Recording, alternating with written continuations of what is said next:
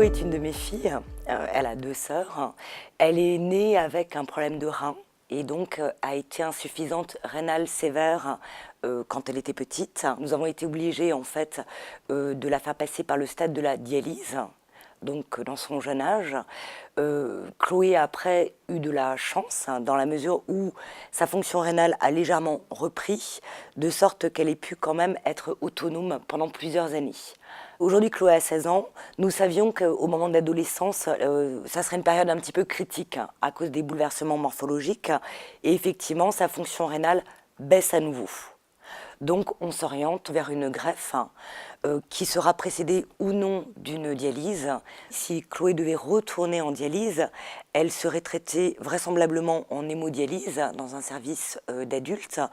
Et c'est quelque chose qui prend énormément de temps, puisque ça nécessiterait qu'elle aille à l'hôpital 3 à 4 demi-journées par semaine. Et ça génère une fatigue importante. Et puis surtout, ça met vraiment la vie entre parenthèses. La vie scolaire, la vie sociale. Et évidemment, c'est un bouleversement aussi au niveau de la vie familiale. Son papa et moi-même avons envisagé, pourquoi pas, de devenir donneur. Nous ne sommes malheureusement pas compatibles, puisque Chloé a un groupe sanguin un peu particulier, elle est O négatif. Et les 2 sœurs de Chloé, une n'est pas compatible non plus.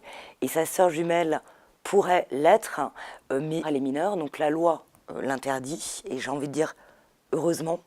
Lorsque Chloé sera inscrite sur la liste d'attente d'un organe en vue d'être greffée, ça impliquera d'une part une grosse disponibilité, puisque Chloé devra rester à moins de 2 heures en fait, de l'hôpital pour pouvoir être transplantée dès qu'un organe arrivera. C'est à la fois un moment qui va être difficile, parce qu'évidemment c'est une opération et on est conscient des risques, mais c'est aussi pour demain, pour Chloé, en fait, la possibilité d'avoir tout simplement une vie normale, même si on sait qu'elle sera faite de plus de contraintes, puisque avoir une greffe, ça veut dire après respecter aussi son organe et avoir une hygiène de vie et puis respecter un certain nombre de protocoles. Évidemment, dans ma situation, je ne peux être que favorable au don d'organes. Décider de donner, c'est un acte altruiste.